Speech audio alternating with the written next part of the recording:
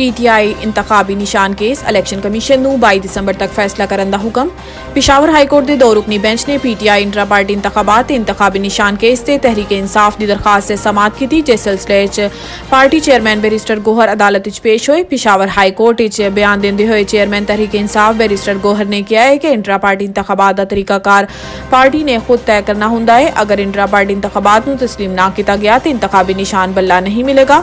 ਕੱਲ ਤੱਕ इंतखाबी निशान ਨਾ ਮਿਲਾ ਤੇ ਸਾਡੇ ਉਮੀਦਵਾਰ ਆਜ਼ਾਦ ਤਸੱਵੁਰ ਹੋਣਗੇ।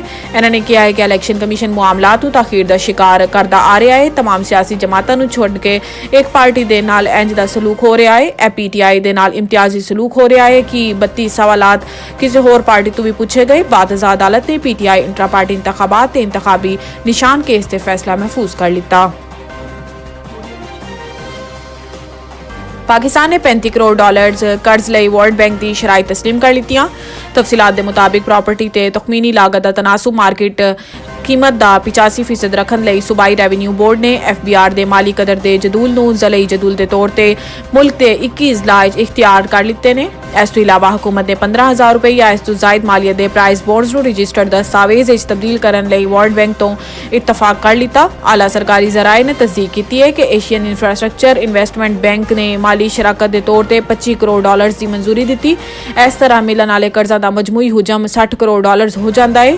नाजुक स्ट्रक्चरल मुश्किलात की वजह तो गुरबत विच कमी लाने की रफ्तार सुस्त पै गई है। इस तो इलावा गाहे बगार है, दरपेश इक्तसादी बहरान भी एक वजह है।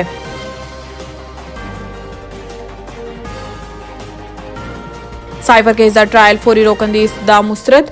जस्टिस मियां गुल हसन औरंगजेब ने रिमार्क्स दिते कि इस मामले ते अटॉर्नी जनरल नूं सुनना चाहते हैं। अदालत ने साइफर केस ट्रायल मुकम्मल करने लई chief justice Islamabad high court की जानिब तो 4 हफ्तों के डेडलाइन ते हैरानगी का इजहार करते हुए किया है कि 4 हफ्तों का वक्त है, सानू आम केसिस ते भी नहीं देंदे। इस्लामाबाद हाई कोर्ट के जस्टिस मियां गुल हसन औरंगजेब ने साइफर केस का ट्रायल इन कैमरा डिक्लेयर करने के खिलाफ दरखास्त से समाअत की। पिटिशनर के वकील सलमान अकरम राजा ने किया है कि प्रोसिक्यूशन की दरखास्त से अदालत ने ट्रायल इन कैमरा करने का फैसला सुनाया तो फैसले लिखा है कि साइफर केस की कवरेज से भी पाबंदी होएगी, क्योंकि अदालती कार्रवाई की रिपोर्टिंग तो दोस्त मुबालिक के नाल ताल्लुकात असर पै सकता है। मीडिया तो सोशल मीडिया से भी साइफर केस की कार्रवाई पब्लिश करने पर पाबंदी लाई गई है। मुलजिमान के अहले खाना नूं ट्रायल बैठन की मशरूत इजाजत है, लेकिन इन्होंने भी पाबंद बनाया गया है कि वह अदालती कार्रवाई के मुतल्लिक गल नहीं कर सकते।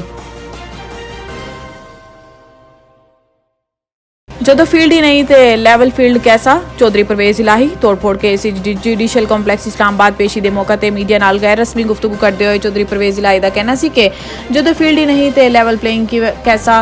मजीद किया है कि 3 जगह MPA ते 3 जगह तो MNA का इलैक्शन लड़ांगा। चौधरी परवेज इलाही ने किया है कि नवाज शरीफ ते शहबाज शरीफ लाडले ने, दोनों लाडलों की वजह तो आवाम नूं खाण नूं नहीं मिल रहा। दूसरी जानिब अदालत के एहतजाज ते तोड़फोड़ केस परवेज इलाही की दरखास्त केस की समाअत की, लंबी तारीख दे दी। चौधरी परवेज इलाही नूं आज जुडिशियल कॉम्पलैक्स एहतजाज ते तोड़फोड़ केस इंसदाद दहशतगर्दी अदालत में पेश किया गया। खसूसी अदालत के जज अबुल हसन आजुल कुरनैन ने केस की समाअत की। चौधरी परवेज इलाही ने इस्तदा की है कि दोनों टेस्टों लिए इजाजत दी जाए। जज ने कहा है कि दरखास्त दे दवो, मैं वेख लवांगा, बेशक अडियाला ही दे दवो।